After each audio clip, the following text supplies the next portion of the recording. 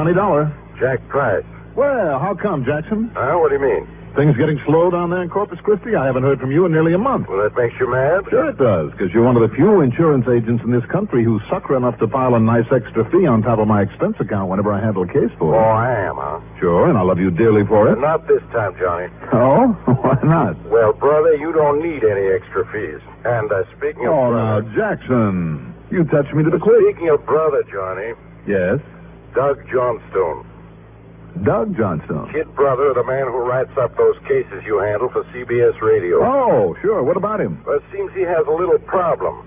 Of course, if you won't come down here unless you can pick up some ridiculous extra fee, even though Doug has suffered considerable loss already. Jackson, what's it all about? Just don't worry about it, Johnny. We'll somehow... Jackson? Somehow, I'll get hold of somebody who really cares about the misfortunes of his old friends. I'll find somebody. You do, and I'll break your neck. And my faith in human nature is restored. What's the problem? I'll be waiting for you at the airport. Jackson! Now, according to this timetable on my desk, you can pull in here about noon. Hey, I asked a question. See you later, Johnny. Look, I said what's... Hello. Hello. Oh, okay, Stinky. I'll be there.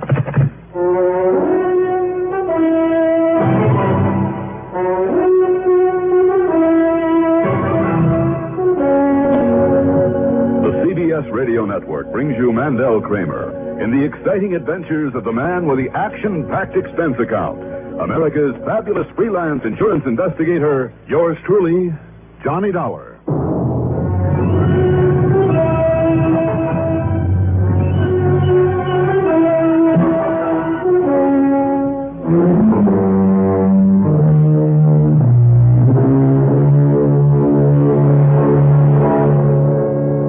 Account submitted by Special Investigator Johnny Dollar to the Tri-Western Life Insurance Company Corpus Christi office. Following is an account of expenses incurred during my investigation of the Skidmore matter.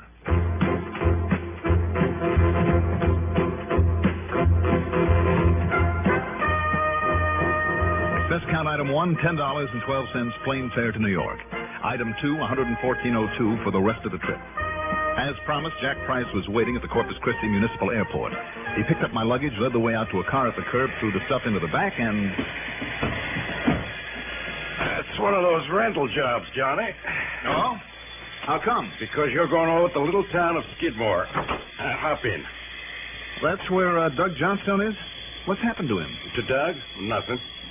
Well, you told me over the phone. Well, he's happily running that home for old folks, the Hearth, doing a bang-up job of it. He said to give you his regards. He'll see you later. But as long as this problem's really ours, the insurance company... Now, wait 1 minute. You said over the phone... I said as little as possible to be sure you'd hike on down here. Jackson, you're a dog. Sure I am. But anyhow, here's what goes. Yeah.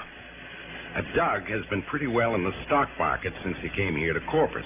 And some other investments.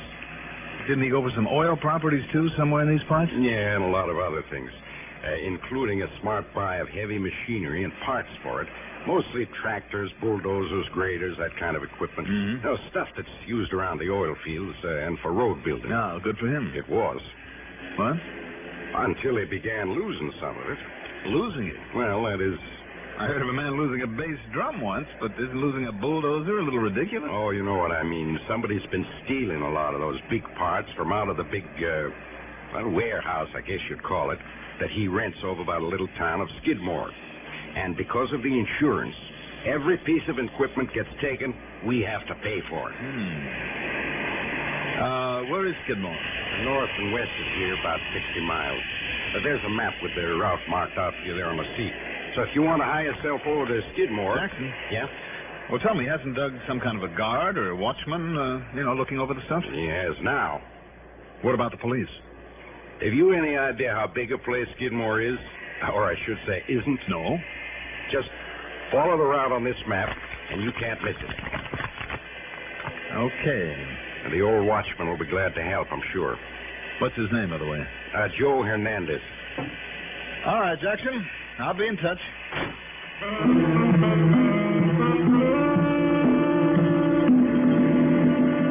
I drove the freeway to Gregory, then west on 181. Jack was right. The actual town of Skidmore wasn't much more than a crossroads. South of it, on the road to Timon, I found the sprawling warehouse that he mentioned. As I pulled up in front of it, the door of a nearby tool shed opened quickly, and out came a man about, maybe 4 feet 10, I'd say, and perhaps 100 pounds, wringing wet. His deeply wrinkled face as brown as a proverbial berry. Atop it was an oversized, beat-up old sombrero. Then as I started toward him, from somewhere under his ragged shirt, he pulled out the biggest old-fashioned six-gun that I had seen in years. You do not come any closer, senor. I guess not, if you're going to wave that thing in my face. Who are you? What do you want? I'm looking for a man by the name of Joe Hernandez. Huh? My name is Dollar. Juanito Dollar? The famous, what you call the investigator? You are Senor Dollar? That's right, Johnny Dollar. Now, would you mind putting down that... Juanito. Senor Price from the insurance, he say he would come. Permit me to introduce myself. I am Jose Elguera de Santiago, McPherson, Julio Hernandez. At the service, senor. Would you like to start that over again? Jose Elguera de Santiago, McPherson, Julio Hernandez. Oh, did I hear a McPherson thrown in there somewhere along the line? See? He's the most very honorable name of my most very honorable what you call ancestor. Oh, I'm sure he was. Oh, see, but there was no need for you to come here, senor. No? With me, Jose Elguera de Santiago, McPherson, Julio Hernandez on the job. Senor Johnson will lose no more of his fine equipment. This I personally, I guarantee. Oh, you do? 24 hours a day. I am here now, and with this, my 45 pistola. Nobody would dare to challenge me, not me, Jose Elguera. Yes, Julio Hernandez, yes. Well, So you may lead now, senor, with the most very peace of mind. I bid you adios. Now, just wait a minute, Jose. See? Do you mean to say that since you've come on the job, there has been no more stuff taken out of this place? Only the one, what you call skip loaded. A skip loader? That is all. Oh, that's all, huh? Maybe $10,000 or $15,000 worth. Huh? No wonder Jack Price seems to think you need some help. Well, senor, I have it now. What kind of help? Oh, you see? The pistola. Look. Holy... What's the matter with you? Did you see what you've done with that cannon? You knocked the side window out of my car. I am sorry, senor, but you see what I mean. Now I have this. Look, just tuck that back into your shirt, huh? I see, of course. But everything is safe now. You may go now. There is nothing to worry about. Nothing. You know something, Jose? I think that's a matter of opinion.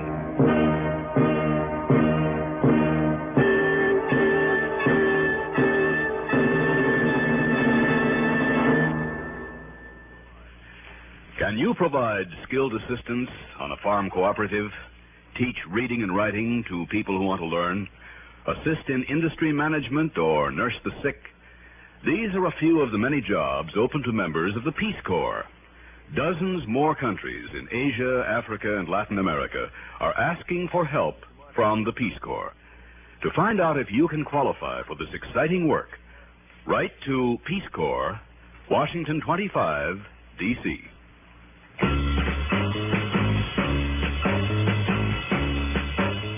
Before showing me through the huge windowless warehouse, Jose introduced me to his wife, Carmela, who was living there with him in this kind of tool shed. It was she who'd insisted that he buy the gun after the last robbery. Then he took me in for a look at the heavy equipment parts Doug Johnstone was storing there until it could be sold.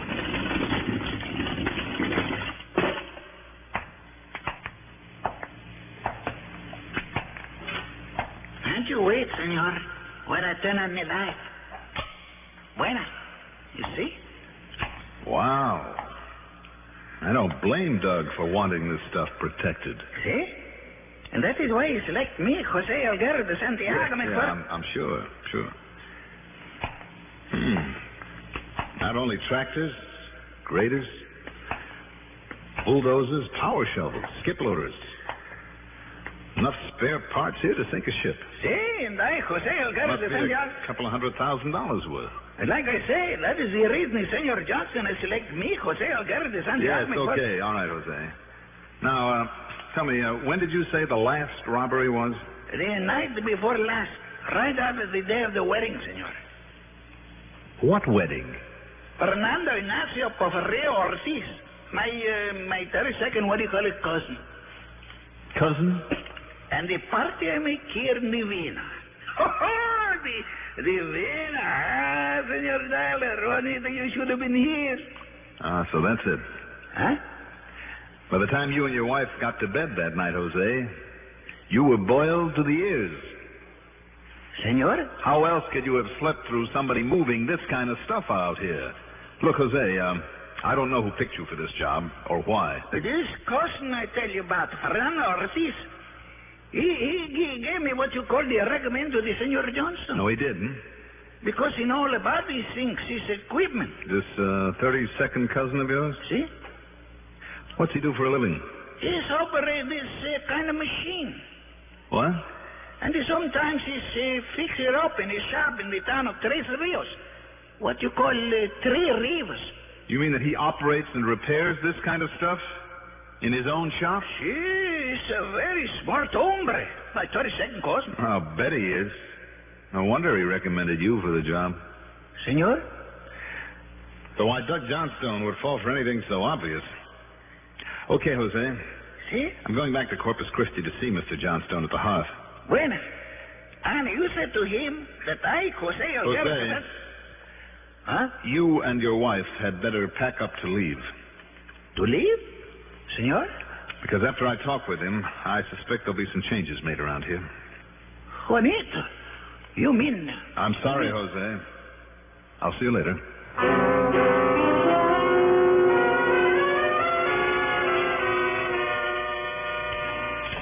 Well, sorry that I couldn't meet you at the airport, Johnny, but this really has me tied down here. I know, Doug. It's perfectly all right. What isn't all right, though, is the guard you have at that building over at Skidmore. I know. Tell me, didn't you smell a rat when this 32nd cousin recommended him, if there is such a thing?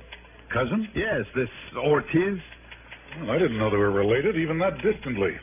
Point is, Johnny, that I just found out that Ortiz owns a piece of a repair business for road building machines and the like. Well, sure he does. All I'd known about him before was, well, he did some odd jobs around here, mostly earth moving. Now, of course. Well, of course. All he has to do is get old Jose and his wife drunk, then help himself to your warehouse full of parts. It certainly looks that way. And this Ortiz is a sort of sharp sort of character. Have you called in the police? No, because meantime Jack Price promised to get you down here, and, well, I figured you'd handle it. Yeah, well, I'll try. The first thing, of course, will be to replace old Jose. Do you think he's wise to this caper? No. He's such a sweet old man. No, I don't think he's wise, but that's beside the point. Yeah, I know. The main thing now is to get somebody smart out there before this Ortiz can hit you again. Well, I'm sure he won't tonight. Why? Because he's coming in here to see me. Oh? What about? I don't know. Probably looking for some more odd jobs. I told him I don't need him again, but he's coming anyway. Do you mind if I'm among those present? Oh, might be a good idea. You can look him over. He's due at 8:30. Good. I'll be here. Purely on a hunch, I drove on over to Skidmore again just to make sure that old Jose was on his toes and would stay that way. Have no fear, senor, as long as I, Jose Algarra de Santiago McPherson. Then I drove on back to town, checked in at the Robert Driscoll, unpacked my bags, changed, and ran up item 3, $5.80, for one big, delicious dinner. By then it was time to meet Doug, and more important, Fernando Ortiz. Sharp character is right. In spite of his working clothes, and regardless of how good a job he might have done for Doug and the rest home, I just didn't like him. No, I'm sorry, Ortiz. There just isn't a thing we need you for at the moment. But, Mr. Johnstone... Not a single thing. Now, if you don't mind... But if something does come up that I can do for you, will you call me? Sure. As I told you nearly an hour ago when you first got here. But now my wife is waiting for Mr. Dollar and... Oh, of course. I am sorry to hold you up this way. But just one more thing. Ortiz. If you decide to level off the recreation area... Some other time, Ortiz. Very well, whatever you say. Mr. Dollar, it has been nice to meet you. Thank you. Good night. Good night. Good night.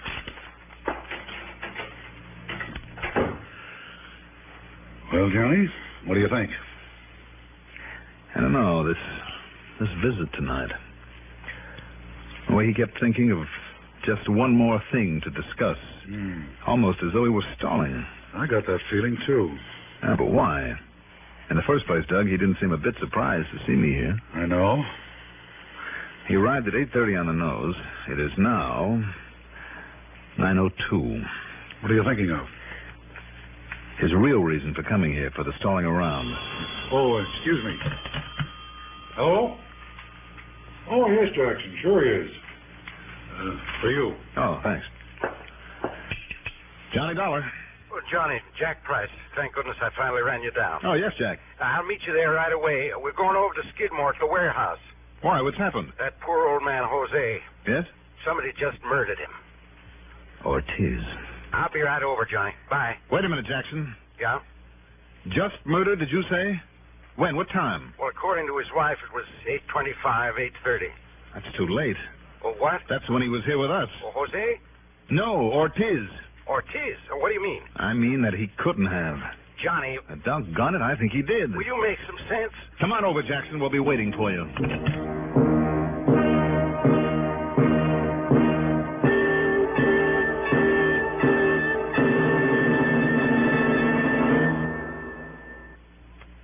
Newport filter cigarettes, Newport menthol cigarettes, a hint of mint makes the difference.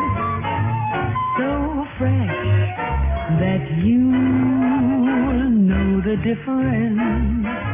Funny thing how you can hear a tune 100 times and never hear the words, and then boom, you know what the tune's saying. It's like that with Newport filter cigarettes. That special combination of good, rich tobacco flavor, the right amount of menthol, and just a hint of mint makes a difference a man can notice because it freshens up his taste. No wonder Newport's more refreshing to begin with, more refreshing all the way. It's so refreshing while you're smoking Newport filtered cigarettes, Newport filtered cigarettes, Newport.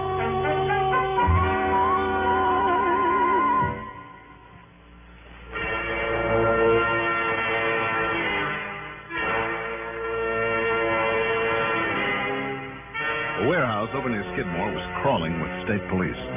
Fortunately, Sergeant Billy Roscoe, an old friend of mine, was in charge. Now, Johnny, Mr. Johnstone, Mr. Price, see here? Whoever plugged him with that old gun of his got him real close up. Because if he used Jose's clothing to muffle the sound. Yeah, I see. Right, sure. Tell me, are there any prints on the gun? All wiped off.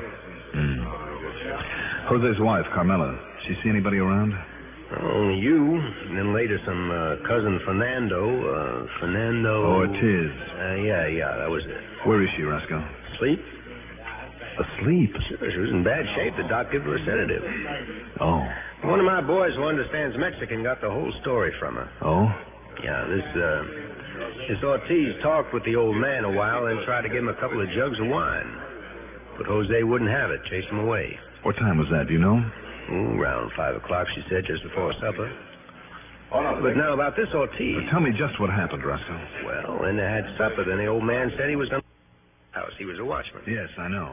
And after a while, she got a phone call from Ortiz. What time was that? Exactly 8:25. You're sure of that time? Oh, only because he asked her the time. And that clock of hers in the shack is right. You happen to know what he said to her? Said to get Jose to the phone. She told him Jose was out around the warehouse, but she'd come out and get him. 8:25. Yeah, so she came on over here to the big sliding door, the one Mr. Price is looking at. Jose always came in by it. Yeah? And she started pushing it open. Bang, she heard the shot. Well, then, Johnny, Yes, Doug? it couldn't have been Ortiz. Well, why, Mr. Johnstone? Well, because he met us at my office in Corpus at exactly 8:30. He couldn't possibly have been over here only 5 minutes before. Yeah. Looks as though we were wrong about him. Well, you suspected Ortiz of this, Johnny? Or else he's a lot smarter than we think. Anyway, what happened then, Roscoe? She came in and found the body, and put in the call to us. No sign of anyone else in here? Well, of course, the man could have hidden away in all his junk. Yeah.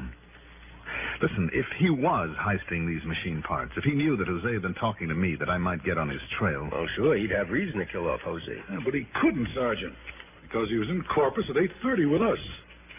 Now, where was he when Jose was killed? Well, like I said on the telephone. He must have been in Corpus waiting for Jose to get on this end. Was he still on the phone when she got back to call you fellows? Well, now, I don't know. No, I'm betting he wasn't. If he talked to Jose after I was here, he knew I told Jose to keep an eye on this place tonight, to be here inside this warehouse. Okay. Then why did he make that call? Well, I'm sure that I don't know. So that she would come out here and find the body? At about the time he'd be walking into Doug's office? No, wait, Johnny. You sound as though he's the only possible killer. I think he is. Suppose he'd killed him earlier. Oh, Carmela heard the shot, a great big bang as she touched the sliding door. Even so, Wait a minute. You can't lick it, Johnny. Did you say a great big bang? Yeah, like it was just inside of the door. But look, his body's over here. And the way that gun was shoved into his clothing, it should have been it should only have been kind of a muffled sort of a thug. Well, now, say, you're right. That shot must have been here at the door, Johnny. What's that, Jackson? Look, this funny mark on the door, kind of burned. Yes. And the smell, you smell it? Like iodine. Yes. Yes, you're right. What is it, Johnny? The answer, Doug. I'm sure of it. The answer to what? How Ortiz killed him. Sometime after I left, as soon as Jose came out here to this warehouse, Ortiz killed him and then went to keep the date with you, Doug. Yeah, with the shot at 8:30. Sounded like a shot. It would to an untrained ear. And she set it off when she pushed against this door about the same time that he walked into your office, Doug, for an alibi. I don't get it, Johnny. A crazy kid caper. High school chemistry class. What? Do you remember, Doug? Like making stink bombs, carbon disulfide, but this one was the best one of all. Wait now. Nitrogen iodide. You remember you made a kind of a soup real carefully out of iodine crystals and ammonium something? Of course I remember. Sure, then we'd filter it then, get a sort of a paste out of it and spread it around. Sure, on the door hinges, on the seat hinges in the assembly hall, under a book on somebody's desk, and we'd let it dry. And when it was disturbed, even the least little bit, the stuff went off with a bang. Yeah, and the girls all squealed, and we boys had a ball. But in this case, Ortiz's alibi. If, that is. Roscoe, you want to scrape off some of that and have a lab man see if it's the residue of nitrogen iodine? Well, I sure do. That's really all there is to the case. It was nitrogen iodide, all right. And a rundown on Fernando Ortiz brought out the fact that he'd been quite a prankster in his high school days. But you know what gave me a big surprise? The way that he made a full confession after I told him exactly how he'd set up his alibi. Expense account total? $276.28. Yours truly, Johnny Dollar.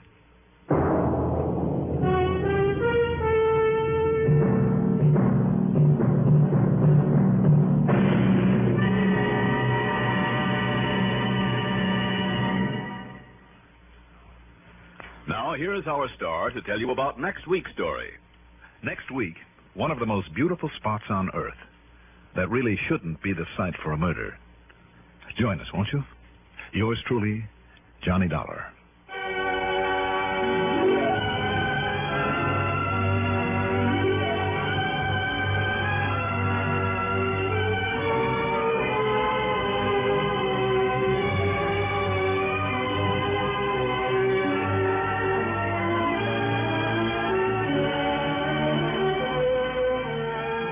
Truly, Johnny Dollar is written by Jack Johnstone, produced and directed by Bruno Zerato Jr., music supervision by Ethel Huber, sound patterns by Joseph Cabibbo.